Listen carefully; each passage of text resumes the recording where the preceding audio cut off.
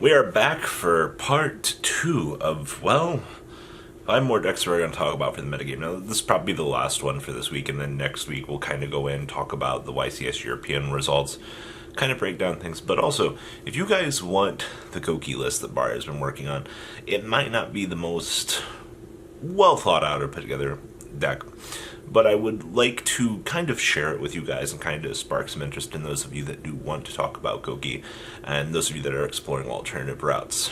Brilliant Fusion's a hell of a card, so if you want to get that video up, get some likes on this video, guys, and communicate that with me. Alright, let's dig on into this fantastic discussion, shall we?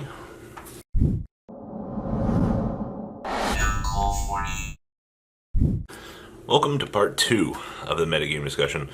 This is where we have to talk about the boring stuff.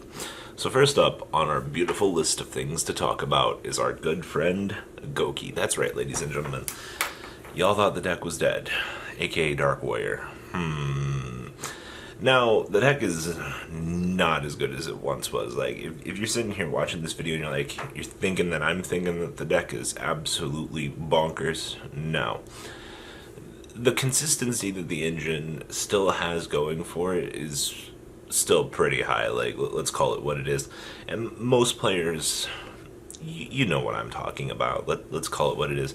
But when you have a consistent engine that you can kind of throw Brilliant Fusion into, things are kind of destined to happen. And like I said, I've seen a couple people playing it on Dueling Book, and it's just it's a nice consistent deck that you can kind of get rewarded for playing. And I kind of like that. Now, new combos, new format, you can still extra link. It's not going to happen every game, though. It's kind of sad to see how fair Goki actually is now in the grand scheme of things. But just kind of be aware that if you're playing Yu-Gi-Oh! At the moment, people are going to be bamboozling you with Goki. And like I said, I do have a Goki list I would like to share with you guys if you do want to see it. And if you don't want to see it, well, oh no. But for the most part, as I'm making this video, definitely Goki has intrigued me to the point of just being like, hey guys, be aware, the deck losing Firewall did hurt. You can't do the same loopy shenanigans that you once could, but like a decently solid tier 1.5 deck is currently present in the metagame. So just kind of be aware of what's going on here. Don't be caught with your pants down, as I like to say.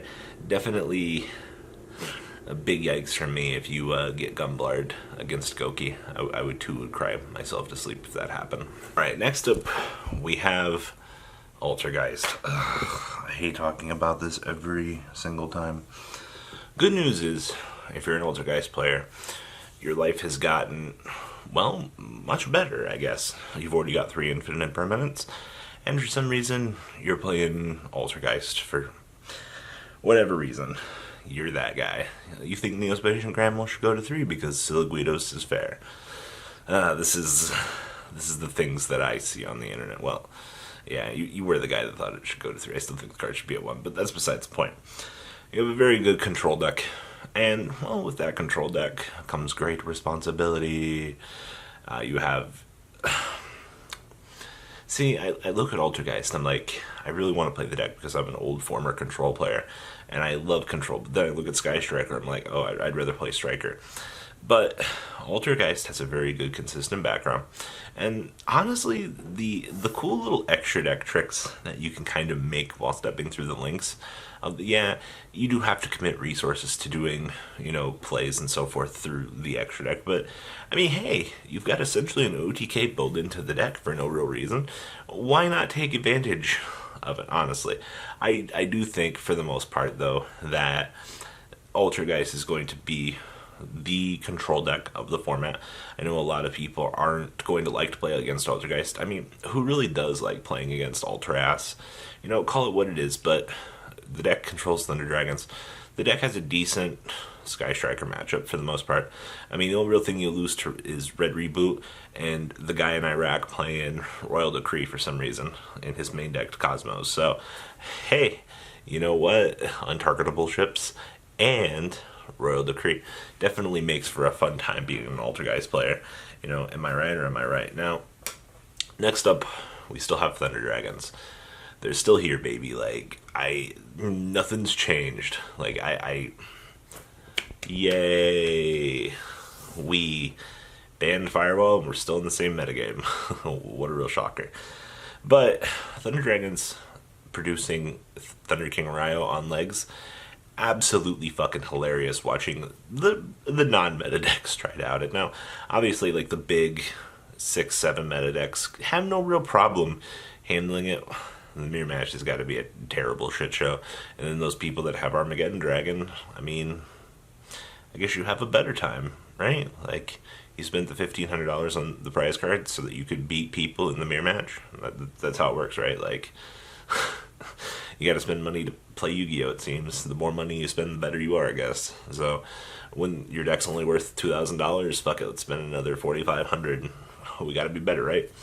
But Thunder Dragons still have this very consistent overall. The fact Gold Star didn't go to 1 or 2 either is kind of bonkers to me. But I mean, Konami felt that the deck didn't need to be checked, which honestly, Thunder Dragons are just kind of an OTK deck at this point. And the fact that, like, they're still an OTK deck, they still produce very large boards while trying to set up control monsters. I think overall, Thunder Dragons are okay for the game at this point in time, and it's not like we don't have Altergeist grinning their little ugly heads in the corner going, I kind of just imagine them being, you know, the guy that goes Manoy from fucking SpongeBob. Was it Doodle? I believe it was. They're kind of just Doodle in Yu-Gi-Oh! It's kind of funny. But overall, don't be caught with your pants down. Oh man, I love that saying so much. Playing against Thunder Dragons. The deck's still very consistent. The engine still does a lot in the game of Yu-Gi-Oh! And that leaves a lot to be desired, unfortunately, because it's still Thunder Dragons at the end of the day. Next up is Trickster. Reincarnation, the deck. Okay. So for those of you that are still playing Trickstars, congratulations. You've made a very well worth an investment for playing competitive Yu-Gi-Oh! I'm actually very proud of you. I don't know how the hell your deck has managed to avoid everything to this point. The OCG long ago killed Reincarnation, and here we are in the TCG. I don't know why we have not touched Reincarnation. But you know what? It's cool.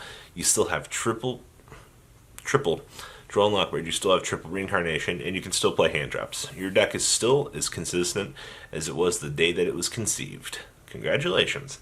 Now, if you play against a Thunder Dragon player, and you draw and Lockbird them, congratulations, you won.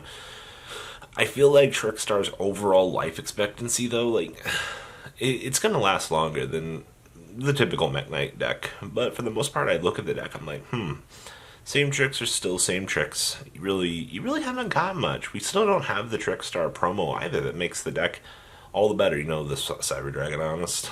Yeah, you guys know which one I'm talking about. Still don't know where we're getting that. But we're still missing one of the key parts that kind of made the deck better than it actually was. And I would very much like to see that we can get a little bit more love for this deck. Yeah. Robbie's saying more love for Trickstars. But, I mean, the deck's here. We may as well keep it at this point. It's just going to be another pain in the ass you're going to have to play against later. It's kind of like Burning Abyss. The deck's still there. So, for the most part, just be aware, Trickstar Reincarnation is still here. Even to this day. I hope you enjoy your Droll on Lockbird loops, baby. Like, it's so dumb. And last, but not least for this video, is Burning Abyss. Yeah, that's right. Calling it now. European YCS is coming up this weekend. The deck always somehow does relatively well in European events. I don't get it. Your mom doesn't get it. It's a really weird thing. Like, Dante was a mistake. I know a lot of people just want Dante limited and stuff at this point just to get rid of it. A little bit of, change. But it's another budget deck. Well, it's not really budget, but it's another one of those if you picked it up back in the day and you still have it, congratulations, you can still play it. Like, we still have old decks available to the player base from way back in the day. I think it's definitely cool. For most people that invest in a meta deck and they're like, oh, okay, like, I got it, I don't want to invest anymore. That's fine, but BA was something that if you picked it up a long time ago and you just never got rid of it, you got massively rewarded because you got the chance to come back to the deck and play it again. I think that's fucking cool. I don't think it's good for the secondary market value of stuff like that, but I mean, hey, BA just keeps going up. But yeah, BA going second, Sekka's Light, kill your opponent with Chaos Monsters. The deck, it's still the same thing that's been also now with 3 times more Dangerous Uchinoko. By the way, danger cards were a mistake. I'm just telling you about it now. Like, danger cards, very bad for the game.